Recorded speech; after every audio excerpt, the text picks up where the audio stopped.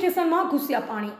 असंख्य रेकॉर्ड पलળી ગયા। Sarthana police station કામગીરી હાલ બંધ થઈ ગઈ છે અને સાથે ઘણા રેકોર્ડ પણ પાણીના પ્રવાહમાં પલળી ગયો છે। ગૃહ વિભાગમાં સરથાણા પોલીસ સ્ટેશન મંજૂર છેલ્લા ઘણા સમયથી થઈ ગયું છે, પરંતુ હાલ સુધી સરથાણા પોલીસ સ્ટેશનના નવા બિલ્ડિંગ કે જગ્યા ફાળવવામાં આવી નથી। પરિણામે આજે ખાડીઓ તથા પાણી સરથાણા પોલીસ સ્ટેશન રેકોર્ડ શાખા, ક્રાઇમ શાખા, પીએસઓ અને ફરિયાદી શાખાની અંદરમાં પાણી ઘૂસી ગયા। વહીવટી તંત્ર અને સુરત મહાનગરપાલિકાની લાલિયાવાડી સામે આવી છે।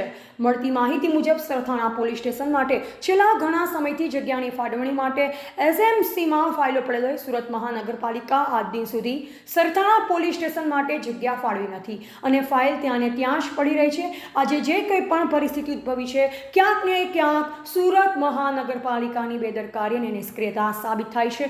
નોંધનીય બાબત એ પણ છે કે હાલ સરથાણા પોલીસ સ્ટેશનનું સમગ્ર કામકાજ ठप થઈ ગયું છે અને સમગ્ર પોલીસ સ્ટાફ અને ખુદ પીઆઈ શ્રી એમબી ઝાલા સાહેબ બચાવ કામગીરીમાં લાગી ગયેલ છે ને બનતા એવા તમામ પ્રયત્નો સરથાણા પોલીસ કરી રહી છે કે રેકોર્ડ બચે અને સુરક્ષિત જગ્યાએ રેકોર્ડને સ્થળાંતરિત કરવા માટે સમગ્ર કાર્ય પણ વિચારણા કરી રહી છે। હવે જોઈ રહ્યું કે સરથાણા પોલીસ સ્ટેશન માટે વહેલી તકે જગ્યા ફાળવણી ક્યારે કરવામાં આવે અને નવું બિલ્ડિંગ તાત્કાલિક ધોરણે ઊભું કરી દેવામાં આવે અને હાલ જે પરિસ્થિતિનું નિર્માણ પામ્યું છે અને તાત્કાલિક ધોરણે નિવારણ આવે। ગતરોજ બચાવ કામગીરી દરમિયાન સરથાણા પોલીસ સ્ટેશનમાં જમાદાર હરિસિંહ પઢિયાર પણ ઘવાયા હતા, જે પરવા કે વિચાર કર્યા વિના જ હાલ પણ સરખા ચાલી શકતા ન હોવા કારણે પણ પોતાની ફરજ અને નિષ્ઠાને ધ્યાનમાં રાખી 24 કલાક બાદ ફરી વખત ડ્યુટી જોઈન કરી પોતાની ફરજ અને નિષ્ઠાનું એક ઉત્તમ ઉદાહરણ સાબિત કર્યું છે। અહેવાલ રવિ પટેલ, સંબંધ ભારત ન્યૂઝ, સુરત।